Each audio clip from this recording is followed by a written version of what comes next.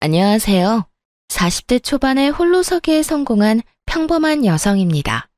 팔이 안으로 굽는다는 말 알고 계신가요? 보통 자기 가족을 두둔할 때 쓰는 말인데요.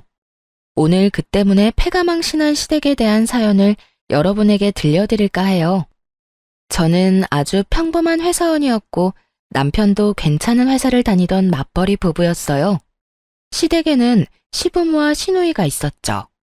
시누이는 늦둥이로 남편보다 10살가량 어렸어요. 그래서 시부와 남편은 시누가 해달라는 모든 걸 다 해줬죠. 연애할 때는 저보다 동생을 더 챙기는 듯한 모습에 여러 번 싸우기도 했어요. 그래도 시누를 아끼는 남편과 시부를 보며 좋은 감정을 가지려고 노력했어요. 그런데 사람 마음이 그렇게 되지 않더라고요. 알고 보니 시누가 상당히 영악한 아이였거든요. 저희가 결혼할 때만 해도 고등학생이던 신우는 결혼 3년 차에 대학생이 되었어요. 제가 사는 지역에 있는 대학에 입학했다고 하더라고요. 시댁에서 멀어서 자취 이야기가 나오고 있었어요. 극성스럽게도 남편과 시부는 신우가 혼자 살도록 놔두지를 못했어요. 여보, 동생 우리 집에서 대학 다니면 안 될까? 계속 있는 건 아니고 주말에는 본가에 보낼 거야. 다만 혼자 두려니까 요즘 너무 위험한 것 같아서. 어떻게 생각해? 당신만 허락하면 그렇게 하고 싶은데. 당시에 대학가 근처에 강력 범죄 사건이 많았거든요. 그래서 뚝 잘라 싫다고 말할 수는 없었어요. 그리고 어차피 결혼했으니 신우와 좀 더 잘 지내보자는 생각으로 알겠다고 말했죠. 아가씨, 우리 집에서 살더라도 내가 다 케어는 못 해줘. 그래도 괜찮으면 오라고 해. 아침 저녁 밥 차려주는 것 정도는 할 수 있고 빨래야 세탁기가 돌리니까 괜찮은데 다른 자잘한 부분은 신경 쓸 수 없을 것 같거든. 그래? 그거면 됐지. 밥 먹이고 빨래만 해주면 돼. 나머지는 동생도 이제 성인이니까 알아서 할 거야. 고마워 여보. 그럼 동생한테 그렇게 이야기한다. 우리 집이 안전하고 대학과 가깝기도 했고 그때는 아직 아이도 없어서 신우를 돌봐주기로 했죠. 평일에는 우리 집에서 주말엔 시댁에서 지낸다는 조건으로 함께 하기로 했어요. 그렇게 남편, 저, 신우 이렇게 셋의 생활이 시작됐어요. 그런데 낙관적으로 생각했던 처음과 달리 점점 불미스러운 일이 벌어지지 뭐예요. 매달 경조사비 명목으로 50만 원씩 뽑아서 안방 화장대 안쪽에 넣어놨었거든요. 그런데 신우가 온 지 2달쯤 지났을 때부터 그 돈이 조금씩 주는 거예요. 처음에는 남편이 가져갔겠지 편하게 생각했어요. 그런데 남편은 가져가면 항상 그 다음날 바로 채워놓거든요. 그리고 돈을 가져가면 가져간다고 이야기를 꼭 해요. 돈이 계속 채워지지 않는 걸 보고 이거 뭔가 문제가 있구나 하는 생각이 들었죠. 꼭 돈만이 문제가 아니었어요. 명품 가방을 딱 하나 가지고 있었는데 특별한 날에만 사용하는 거였거든요. 당연하게도 굉장히 아껴서 들곤 했죠. 근데 친구 결혼식에 가려고 꺼냈더니 스크래치가 나고 오물이 묻어있는 거예요. 그렇게 썼을 리가 없어서 이상하다 싶었는데 웬걸 다음에 쓰려고 봤을 때 더 스크래치가 많아진 거 있죠? 그때 직감했죠. 지금 이 가방을 누가 나 몰래 쓰고 있구나 하고요. 여자 가방을 저 외에 쓸 사람이 이 집에 누가 있겠어요. 그래서 나를 잡고 신우와 남편이 있는 곳에서 말하기로 했어요. 아무래도 신우를 콕 집어서 경고하기는 좀 그래서 남편이 눈치채고 대신 말해주도록 빙빙 말을 돌렸죠. 여보, 화장대에 있는 돈 가져다 썼으면 나중에 꼭 채워 넣어줘. 요즘에 계속 돈이 비더라. 거의 2, 30만 원씩 비던데? 당신 요즘 무슨 문제 있는 건 아니지? 돈이 빈다고? 내가 가져간 거 아닌데? 나는 가져가면 그 다음날에 바로 채워놓잖아. 당신이 착각한 거 아니야? 내가 돈 갖다 놓는데 착각할 일이 없지. 지금 5달째 2, 30만 원씩 계속 비었어. 그러면서 슬쩍 신우를 봤는데 아무 말 못하고 은근슬쩍 자리를 뜨려고 하더군요. 이 와중에 남편 놈은 그게 신우 짓이라는 것을 아예 생각도 못하고 있었고요. 미련하게 왜 생각을 못하는 걸까요? 이 집에는 셋뿐이고 신우 들어오기 전에는 돈이 없어진 적도 없었는데 아니면 그만큼 신우를 믿는 걸까요? 몰래 자리를 뜨려는 신우에게 말했죠. 그리고 아가씨도 오빠한테 가방 하나 사달라고 하세요. 몰래 제 가방 가져가서 쓰지 말고요. 그 말에 신우가 딱 잡아떼더군요. 아니에요. 제가 왜 언니 가방을 가져가요? 증거 있어요? 증거는 차고 넘쳤지만 일단 이야기는 안 했어요. 그것까지 다 말하면 이 관계가 아예 끝날 것 같아서요. 대신 신우에게 말했죠. 제가 모르는 영수증이 가방에서 나왔는데 그게 무슨 뜻이겠어요? 다른 사람이 썼다는 거잖아요. 마땅한 증거가 없다고 생각했는지 신우가 당당하게 대꾸하더군요. 그랬다고 제가 가져갔다고 확신하는 건 뭐예요? 저 의심하고 있는 것 자체가 진짜 열받거든요? 당신 지금 뭐 하는 거야? 왜 애를 잡아? 내 동생이 그랬다는 증거도 없으면서 왜 그런 식으로 말을 해? 증거가 왜 없어? 그럼 누군가가 몰래 가방을 썼는데 네가 썼어? 여기 영수증의 화장품 가게 네가 간 거야? 당신이 예전에 쓴 거겠지. 최근 날짜거든? 당신도 알잖아. 내가 그 가방 특별한 날에만 드는 거. 아님 진짜 네가 가져갔던 거야? 너 바람 피우니? 어떤 여자한테 화장품 사줬는데? 본인이 궁지에 몰리자 남편이 그러더군요. 그래, 얘가 좀 썼다고 쳐. 그래도 훔쳐간 것도 아니고 다시 가져왔잖아. 예쁜 가방 들고 싶어서 애가 좀 쓸 수도 있지. 당신이 가져가지 말라고 한 것도 아니잖아. 지금 그걸 말이라고 해? 남의 물건에 손대는 건 엄연히 나쁜 짓이야. 그리고 당신이 왜 화내는 건데? 앞으로 그러지 말라 하고 끝내면 될 일을 왜 나한테 책임 전가를 하냐고. 그럼 네가 소중히 여기는 시계 내가 멋대로 쓰고 다 부순 다음 가져와도 돼? 그래도 내 탓 안 할 수 있냐고. 말이 되는 소리를 해야지. 이번 일로 절실하게 느꼈어. 더는 아가씨 우리 집에서 지내게 못하겠어. 그러니까 아버님한테 근처에 자취방 하나 잡아달라고 말해. 너 진짜 이기적이다. 차갑고 정도 없어. 어떻게 내 동생을 내보내라는 말을 해? 이 집이 네 집이야? 반은 내 거잖아. 그래. 그리고 나머지 반은 내 거지. 난 문제 일으키는 사람이랑 같이 못 살아. 그러니까 당신이 알아서 해결해. 내가 왜? 내쫓고 싶으면 네가 말해. 남한테 시키지 말고. 이렇게 이야기하면 시댁 가서 이야기 못할 거라고 착각이라도 한 모양이더군요. 그래서 주말에 당장 시댁으로 내려가 시부에게 말했어요. 아버님, 이번에 오셔서 아가씨 자취방 찾아보셔야 할 것 같아요. 저희는 더 이상 아가씨 데리고 있기가 힘들어서요. 갑자기 그게 무슨 말이야? 너희가 봐주기로 했잖아. 밥하고 빨래만 너희 거 하면서 같이 해주면 되는데 그게 뭐가 그렇게 힘들어? 그건 안 힘들어요. 다른 부분이 문제라서 그렇죠. 뭐가 문제인데 그래? 이런 말 드리기 좀 그렇지만 아가씨가 저희 집 물건을 좀 함부로 써요. 제 물건 함부로 가져다 쓰는 건 그렇다 칠게요. 더 큰 문제는 매달 저희가 경조사 비용으로 빼놓은 돈까지 가져간다는 거예요. 아빠, 나는 그런 적 없어. 새언니가 아무 증거도 없으면서 나 모함하는 거야. 네가 돈 다른 데다 두고 착각한 거 아니냐? 얘가 왜 도둑질을 해? 아버지, 이 사람 말 듣지 마세요. 저번부터 동생이 잘못했다고 누명 씌우고 난리예요. 증거도 없으면서. 증거가 왜 없어? 시댁 가족들 다 모인 자리에서 바로 홈캠에 찍힌 영상을 보여줬어요. 거기엔 신우가 제 가방을 들고 나가는 장면, 안방에서 나오면서 돈을 지갑에 갈무리하는 장면까지 싹 다 찍혀 있었어요.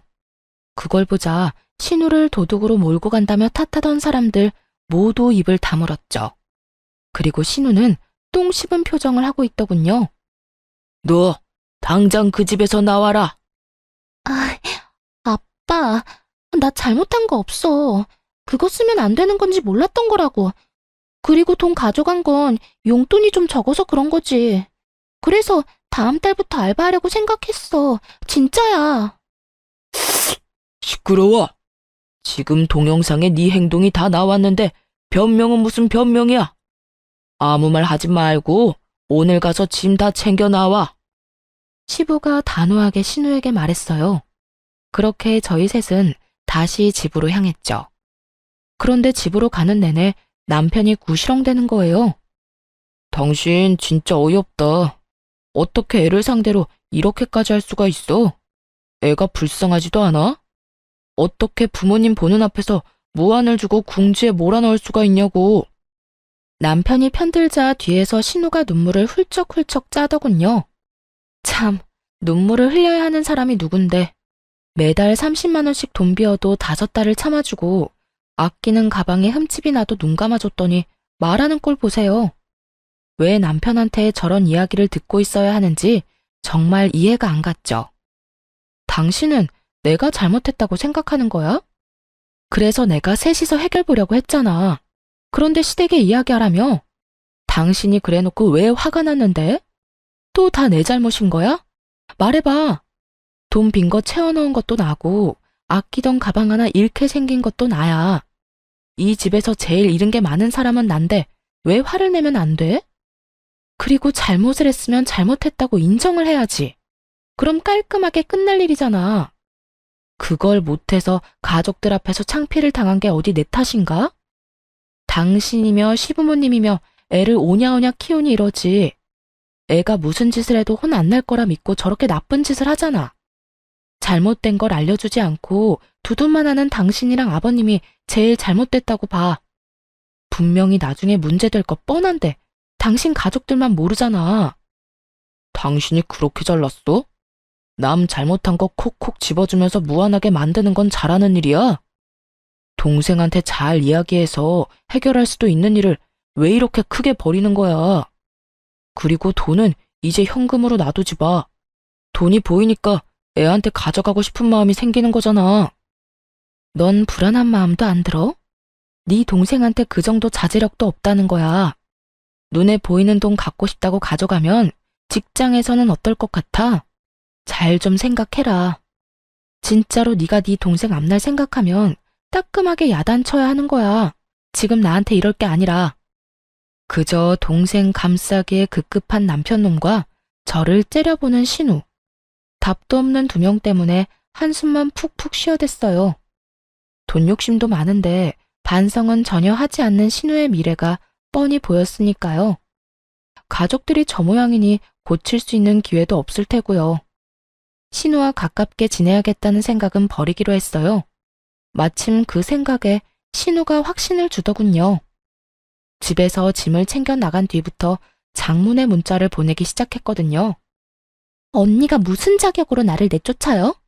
거기는 우리 오빠 집이에요.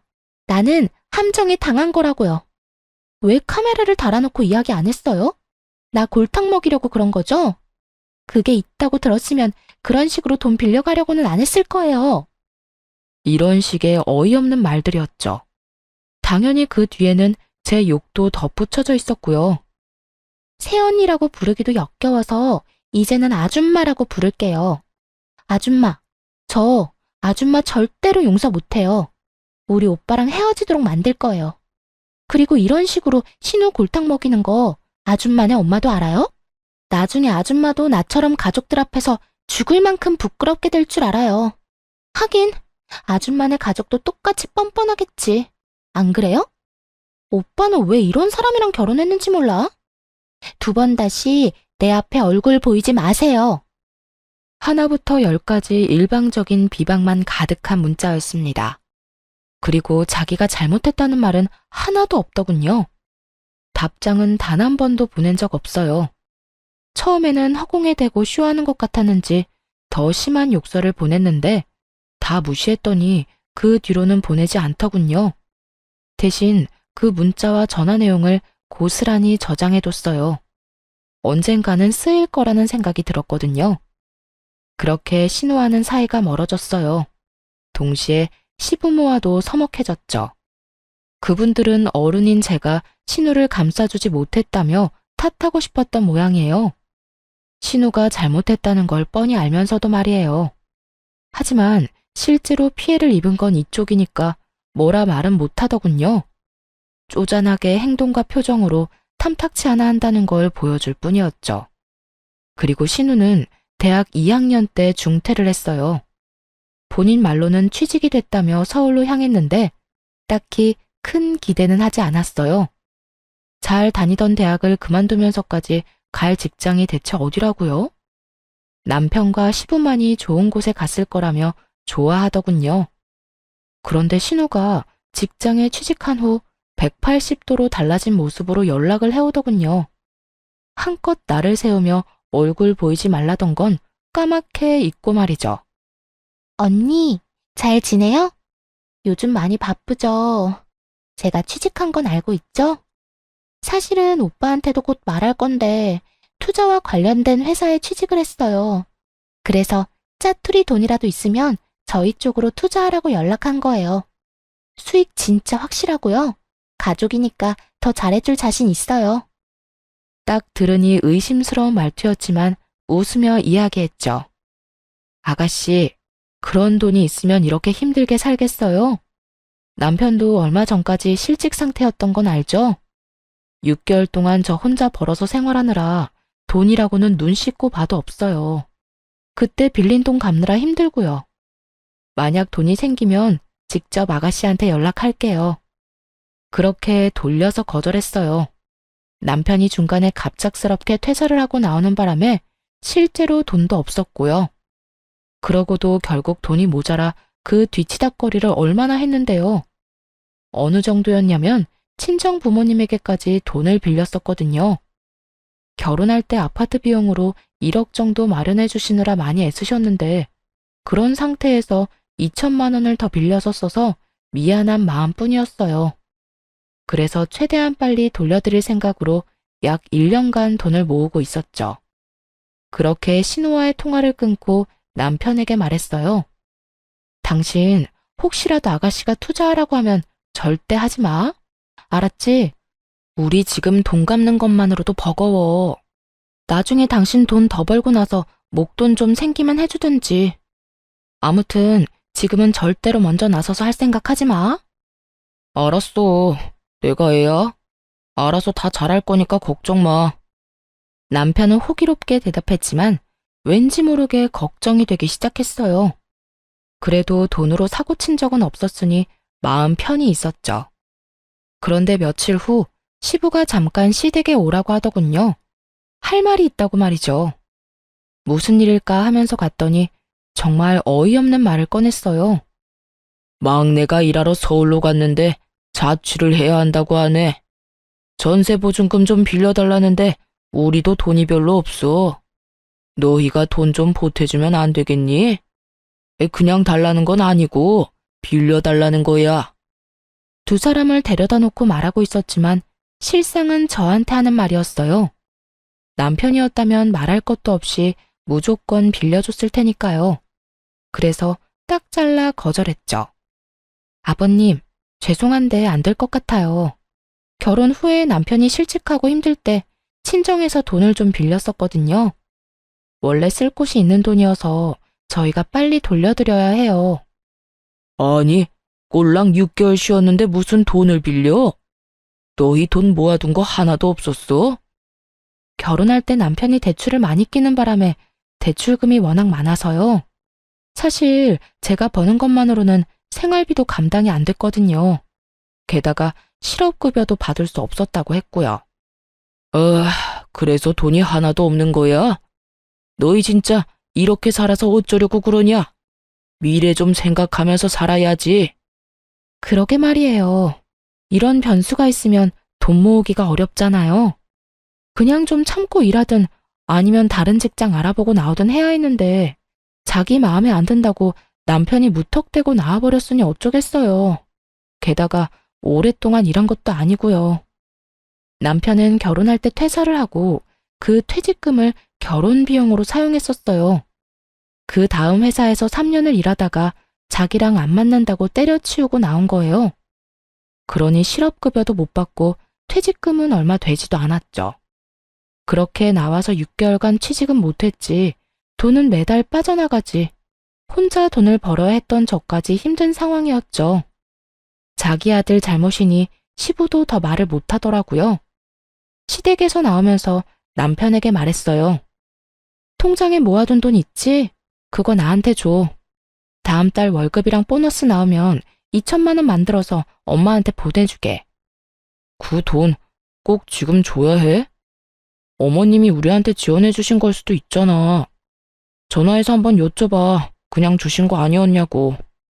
갑자기 그게 무슨 소리야? 너 설마 그 돈 썼어? 아니, 그게 동생 빌려줬어. 미쳤어? 그 돈을 왜 네가 맘대로 빌려줘? 그럼 어떡해, 동생이 급하다는데. 나라고 그냥 아무 생각 없이 줬겠어? 솔직히 당신도 그냥 말만 그렇게 한 거잖아. 무조건 친정에 갚도록 만들려고. 원래 이런 돈은 그냥 고맙습니다 하고 받아서 쓰는 거야. 그거 우리 부모님 전세 재계약할 때 쓸 자금이거든? 미친놈아! 네가 뭔데 우리 부모님 돈을 멋대로 쓰고 난리야. 이미 빌려줬어. 그건 당신이 알아서 처리해. 그리고 부모 자식끼리 돈 좀 빌려주고 늦게 갚을 수도 있는 거지. 미친놈. 답이 안 나오더라고요. 너무 열받아서 그 다음날 연차 쓰고 집에 와서 뭘 했는 줄 아세요? 남편이 아끼는 물품들 사진 찍어서 중고 어플에 올렸어요. 고가의 시계부터 얼마 전에 직접 구매한 스타일러까지 싹 다요. 그리고 남편에게 어플 캡처를 보내주며 돈 안 갚으면 이것들 진짜 팔겠다고 했죠. 남편이 기겁하고 전화를 하더군요. 당신 미쳤어? 그걸 왜 팔아? 아직 할부도 다 안 끝난 건데. 너는 그럼 내 허락 받고 그 돈 아가씨한테 빌려줬어? 네가 한 짓이랑 똑같은 짓 한 거야. 당장 돈 가져와. 안 그러면 지금 여기 세워져 있는 당신 차도 팔아버릴 테니까. 아니, 동생한테 돈 좀 빌려줄 수도 있지. 다른 데 쓰는 거 아니고 전세 보증금이라잖아. 사람이 왜 이렇게 못났어? 그럼 당신은 우리 엄마 아빠 책임질 거야? 전세 재계약 못해서 길거리에 나앉으면 책임질 거냐고. 이쪽도 생계가 걸린 문제야. 아가씨 도와줄 돈 없으면 대출을 받든가 하지. 왜 친정돈을 건드리는 건데? 내가 책임지면 되잖아. 거짓말인 거 다 알아. 전세 계약금을 누가 2천만 원이나 올려받아? 장인 장모가 그 집에서 얼마나 사셨는데 말이 되는 소리를 해야지. 네가 친정에 돈 갚아주고 싶어서 그러는 거지? 네가 책임진다고? 그래, 그렇게 되면 책임진다고. 그러니까 내 물건들 팔 생각 절대 하지 마. 어쨌든 돈은 절대 못 돌려준다 이 말이지? 대신에 책임진다고. 뻔뻔한 남편의 말에 너무 열받았어요. 책임지겠다? 말은 누가 못해요. 그래서 친정 부모님한테 우리 집으로 들어오시라고 했어요. 전세 재계약 기간이 2달 정도 남긴 했는데 그 전에 돈을 돌려받아야 하잖아요. 부모님이 집으로 오시니 남편놈 얼굴이 가관이더군요. 당장 들어오실 줄은 생각도 못했던 것 같더라고요. 책임진다며. 앞으로 2달 안에 돈 안 주면 이렇게 계속 살 거야. 얼굴 좀 보고 익숙해지라고 부모님 불렀어. 아이고, 이서방. 잘 부탁하네. 빌려간 돈만 돌려주면 우린 다시 돌아갈 거니까 너무 걱정 말고. 자네가 어련히 다 알아서 잘하게 했지. 그렇지 않은가? 친정아버지 말에 남편놈이 열받아서 저를 끌고 밖으로 나가더군요. 당신 미쳤어? 장모님이랑 장인어른을 여기 데려면 어떡해? 책임진다며. 돈 안 갚는 대신에 책임진 데서 모셨어. 당신 말대로 했는데 뭐가 문제야? 아, 당신 진짜 너무한다. 동생한테 빌려준 게 그렇게 고가웠어? 이해해줄 때도 됐잖아. 난 이해 못하겠으니까 혼자서나 이해하시고요. 돈이나 다시 달라고 해. 허락도 없이 남의 돈으로 선심 쓴 주제에. 돈 넘지 마. 너 이 돈 받아가면 우리 이혼이야. 아무리 그래도 이건 좀 아니지. 나도 여태 많이 참았어. 네가 내 욕하고 우리 집 무시한 거 모를 줄 알았어? 이미 동생한테 이야기 다 들었거든. 그나마 당신이 우리의 엄마라서 여태 참았던 것뿐이야. 맹세코 신우에게 그런 이야기를 한 적 없어요. 솔직히 하고 싶은 말은 너무도 많았지만 참은 거죠. 남편 욕이 제 얼굴에 침 뱉는 것밖에 안 된다는 걸 아니까요. 그래서 친구나 가족한테 말도 못하고 끙끙 앓을 수밖에 없었어요. 게다가 사이가 나빠서 연락도 안 했던 신우한테 그런 이야기를 했다? 신우 연락은 무시하면 무시했지 누가 붙잡고 미주알 고주알 이야기한대요?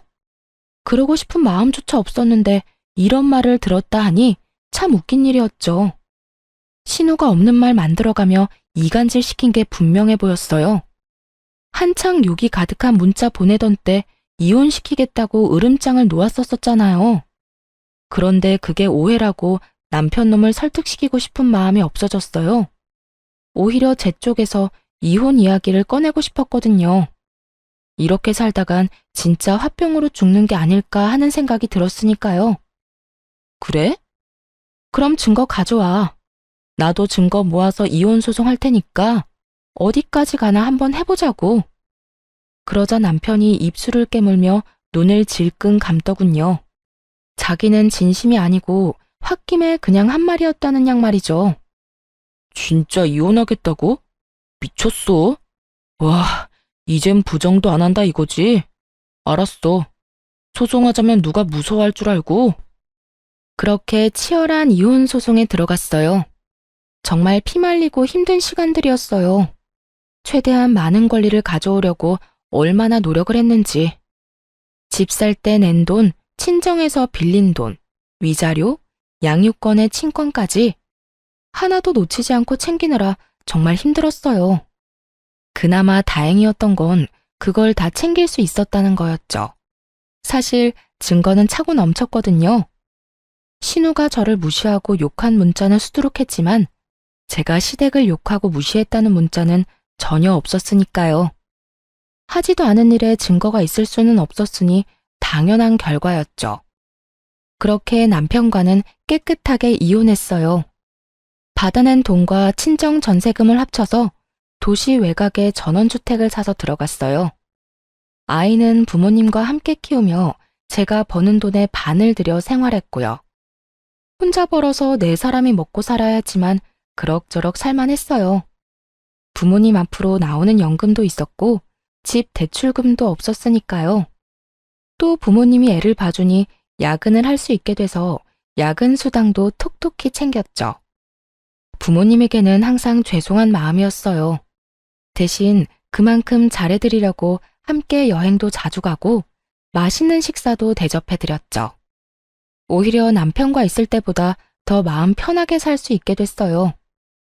그런데 이혼 후 몇 달이 지난 어느 날 회사 앞에 전신우가 찾아왔더군요.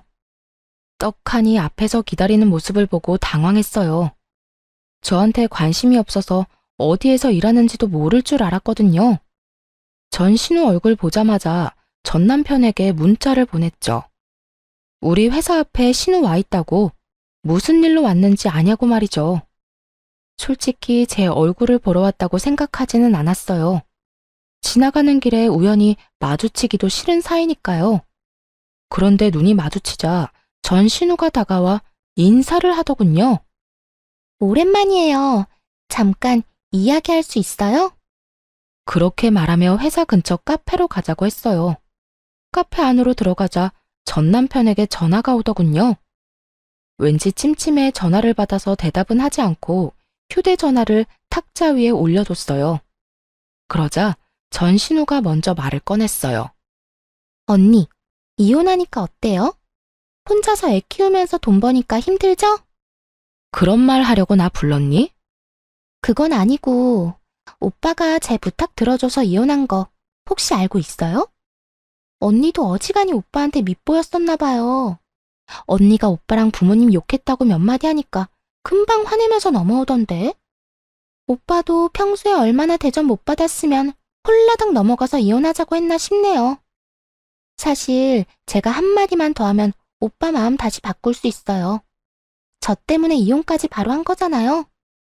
아무리 봐도 지금 언니 힘들게 지내는 것 같은데 오빠랑 다시 잘해보고 싶으면 나한테 돈 좀 줘요. 그럼 우리 오빠랑 재회하도록 해줄게요. 그때 그 일이 오해였다고 하면 오빠도 마음 돌리지 않겠어요? 그 이야기 듣는데 헛웃음이 다 나오더군요. 뭐? 오빠랑 다시 살게 해줘? 맞아. 우리가 이혼한 건 너 때문이긴 하지. 근데 네가 한마디 했다고 헤어진 건 아니야. 네가 우리 사이 이간질하는 거짓말 했을 때도 이미 알고 있었어. 오해라고 말할 수 있었는데 안 했다고. 이혼은 내가 더 하고 싶었거든. 그리고 내 안에 네 오빠에 대한 마음 같은 건 이제 하나도 없거든? 진짜 새끼 손톱만큼도 남은 게 없어. 나한테 와서 이렇게까지 말할 정도면 너도 어지간히 돈이 급하긴 했구나. 근데 어쩌지? 돈 빌려줄 생각 전혀 없어.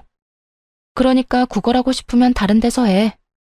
그렇게 말하자 전신우가 눈에 불을 켜고 달려들더군요.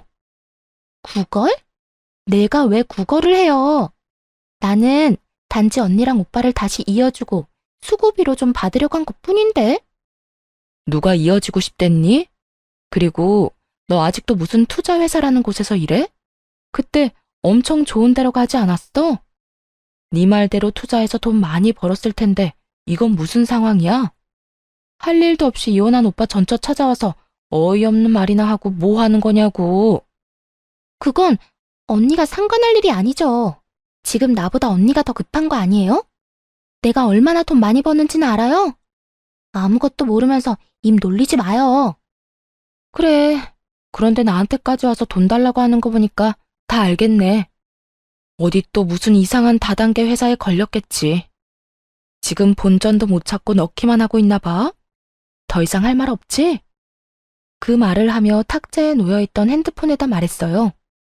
당장 네 동생 데리고 가. 말도 안 되는 얘기 늘어놓는 거 당신도 들었을 거 아냐. 그 말을 하자마자 카페 문이 열리면서 전 남편과 전 시부가 들어오더군요. 아까 문자로 장소도 함께 보냈는데 이렇게 일찍 도착한 걸 보면 바로 여기로 향한 모양이었어요. 그런데 두 사람 몰골이 참 상거지가 따로 없더군요. 전 시부와 전 남편을 보더니 전 신우가 황급히 일어나 도망치려고 했어요. 그러자 전 시부가 달려가 전 신우를 붙잡았어요. 야, 너 왜 여기 와서 이러고 있어? 당장 집에 가. 지금 여기서 이럴 때가 아니야. 돈 어떻게 된 거야, 응? 우리가 너한테 투자하라고 준 돈 말이다. 진짜로 너 다단계에 돈 넣었어? 전 시부가 전 신우에게 윽박 지르는 거 처음 봤어요. 표정이 완전 악귀가 따로 없더군요. 그런데 전 신우가 눈 하나 깜빡하지 않고 대들었어요. 그런 거 아니라고 했지. 진짜 투자한 거라고.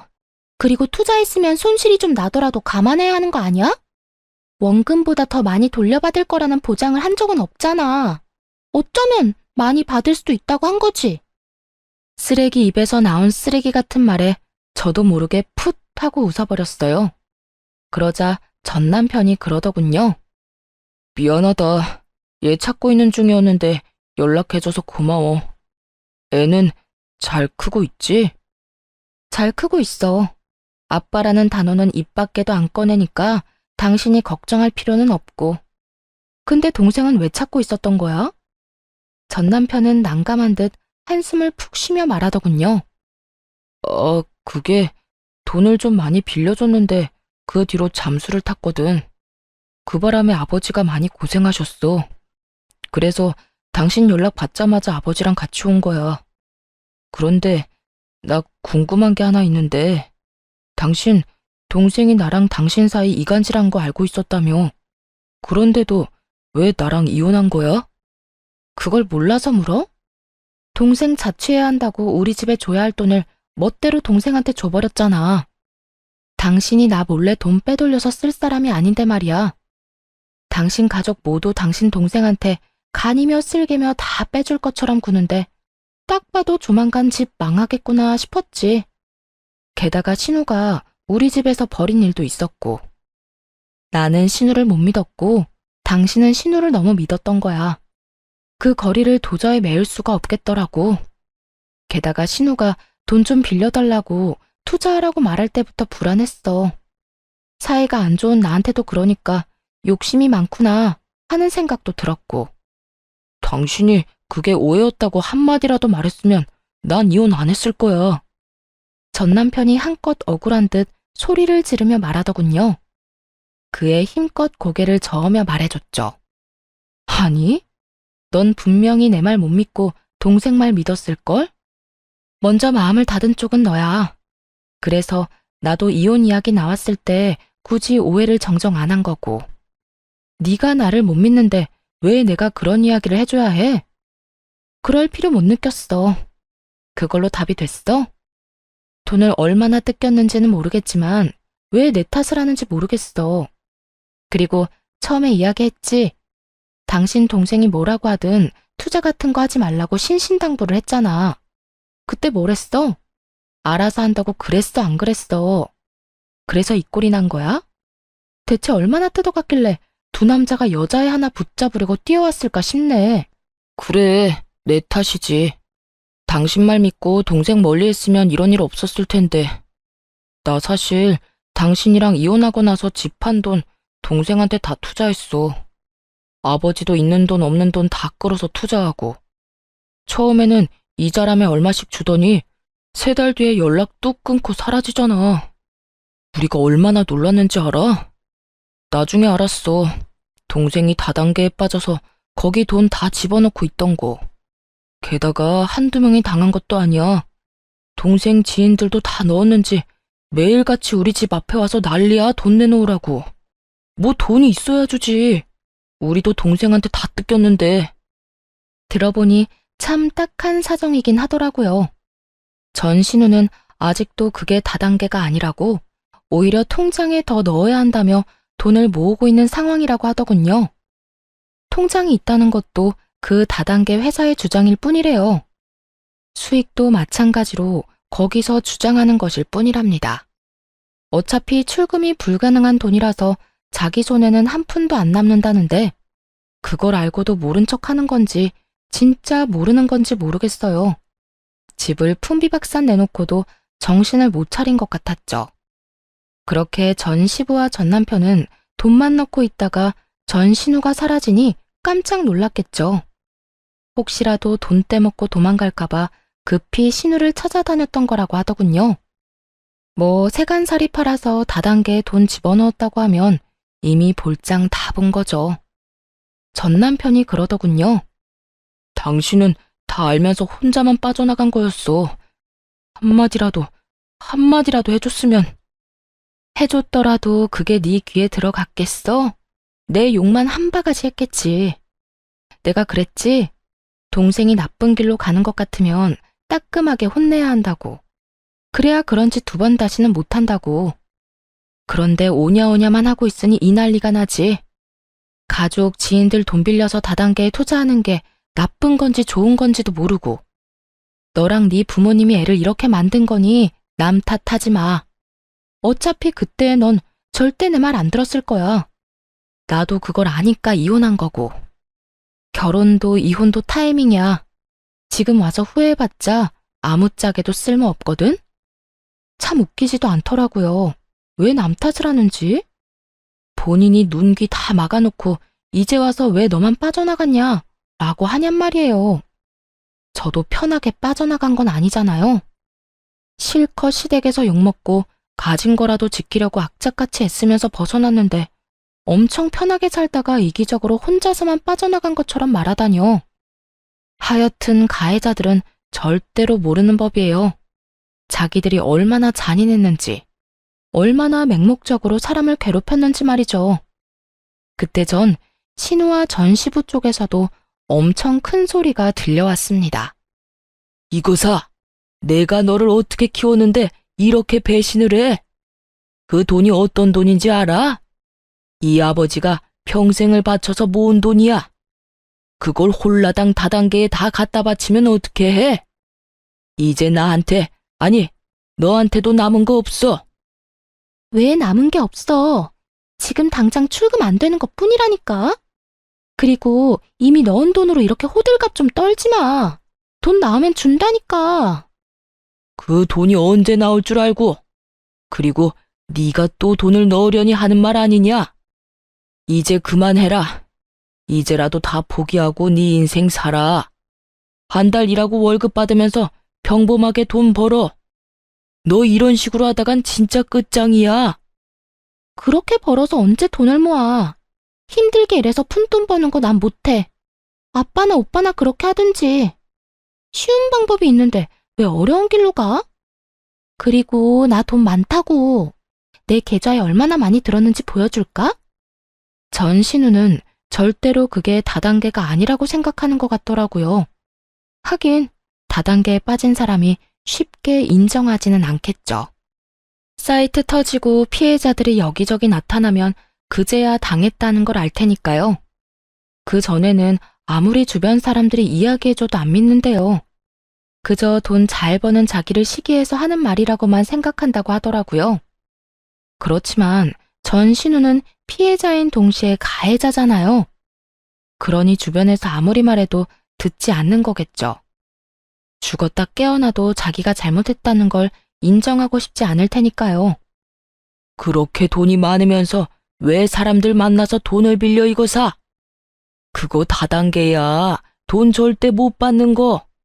대학까지 가서 공부한 애가 왜 그걸 몰라? 중졸인 이 아빠도 아는 사실을. 너 지금 여기 와서 이럴 상황 아니야. 우리 집에 빚쟁이들이 얼마나 많이 찾아왔는지 알아? 지금 우리더러 돈 내놓으라고 네 가족이니까 책임지라고 아우성이야. 그건 어떻게 할 거야? 아, 몰라. 아빠랑 오빠가 어떻게든 해결해. 이제까지 문제 일으켜도 알아서 다 해결해줬잖아. 이번에도 그렇게 하면 되지. 뭐가 그렇게 큰일인데? 하던 대로 하라고 하던 대로. 그리고 나도 여기 온 거 그 사람들한테 돈 돌려주려고 그런 거야. 언니한테 돈 받아서 메꿔주려고 한 거라고. 근데 오빠는 도대체 뭘 어떻게 했길래 이렇게 정이 뚝 떨어지도록 만든 건데? 언니한테 뭐 여지라도 남겨놨어야 이용을 하든 말든 하지. 우와, 지켜보는데 머리가 다 아프더라고요. 쓰레기도 이런 쓰레기가 없었죠. 민폐갑, 진상 대마왕, 이런 단어들이 절로 생각날 만큼 전신우의 행동은 민폐와 진상 그 자체였어요. 게다가 제 돈으로 빚쟁이들 돈 메워주려고 했다뇨. 그 빌어먹을 발상은 어디서 나오는 건지, 그리고 전 남편과 이간질하려고 그렇게 애썼으면서 도리어 지금은 자기 오빠에게 왜 여지를 남겨두지 않았냐는 소리까지 하더군요. 필터 없이 더러운 생각을 입 밖으로 내는 전신우를 보며 전 남편에게 말했죠. 참 잘 키웠다, 잘 키웠어. 만족하지? 너랑 네 부모님이 애 저렇게 만든 거야. 여동생이 싼 똥 열심히 치워봐. 직접 그런 미래를 만들었으니까. 너랑 이혼해서 정말로 마음이 놓인다. 안 했으면 어쩔 뻔했어? 이런 꼴을 나한테 보이면서 내 탓을 해? 너 양심은 있어? 내가 볼 때 저 정도면 병이야. 정신병원 입원이라도 알아봐야 하는 거 아니야? 하긴 말 안 해도 네가 잘 알아서 하겠지. 난 상관없는 사람인데 신경 쓸 필요는 없지. 전 남편은 쪽팔린 듯 고개를 숙이고 손바닥으로 연신 마른 세수만 하고 있더군요. 그런 아수라장을 두고 밖으로 나가며 전 남편과 전 신우에게 경고했어요. 이런 식으로 한 번만 더 찾아오면 만나주지 않고 경찰에 신고부터 할 거야. 그러니까 앞으로 연락하지 마. 이런 쓸데없는 데 시간 뺏기고 싶지 않거든. 지지고 볶고 싸우고 싶으면 가족들끼리 알아서 하라고. 그 뒤로 한두 달 뒤에 전 시댁 소식을 대충 듣게 됐어요. 전 신우는 제 말대로 정신병원 상담하고 입원하게 됐다고 하더군요. 본인도 어떻게 할 수 없다는 걸 잘 알고 있었던 것인지, 아니면 빚 독촉하는 사람들에게 돈 갚을 길이 없으니 도망간 것인지 모르겠지만 스스로 입원을 결정했다고 했어요. 남은 피해자들만 억울하게 된 거죠. 그리고 전 남편과 전 시부는 월세 들어 살면서 힘들게 빚 갚고 있다고 들었어요. 전 신우에게 있는 돈 없는 돈 다 퍼준 결과죠. 전 신우는 가족들 생각 안 하고 영혼까지 끌어다 다단계에 넣었던 거고요. 전 시부모는 자식을 제대로 못 키워서 결국 본인들이 일군 모든 걸 잃게 됐어요. 전 남편도 동생이 옆에서 소곤거리니까 확인도 안 하고 이혼했으니 졸지에 돌싱남의 거지남이 되었고요. 이거 보세요. 문제가 생기면 다른 사람들이 어떻게든 책임져주고 오냐오냐 해주는 통에 신우는 다단계라는 위험한 길을 고르는 최악의 선택을 했죠. 잠깐은 좋았겠지만 그 결과는 어땠나요? 결국에는 빚만 잔뜩 지고 사람들에게 쫓기기나 하는 인생이 되었잖아요. 내 가족이 소중한 건 너무나 당연하지만 그럴수록 지켜야 할 성과 예의를 잘 가르치는 게 중요하다고 생각해요. 이렇게 팔이 안으로 굽다가 결국은 패가망신하게 된 사람들도 있잖아요. 옆에서 아무리 말려도 듣지 않는다면 혼자서라도 빠져나오세요. 그게 제일 현명한 방법일 테니까요. 만약 여전히 결혼 생활을 유지하고 있었다면 저런 꼴을 직접 당했겠죠? 상상만으로도 눈앞이 캄캄할 정도예요. 그래서 요즘 아이에게 스스로의 행동에 대해 책임지는 법을 가르쳐주고 있어요. 스스로 책임지지 않으면 불이익과 제재를 받는다는 걸 알려주는 거죠. 엄마가 모든 것을 대신해 줄 수 없다고도 말해주고요. 그래야 최소한 다른 사람에게 피해는 주지 않는 어른으로 자라날 수 있을 테니까요. 글을 쓰다 보니 길어졌네요. 읽어주신 분들 모두 건강하고 행복한 하루 보내세요.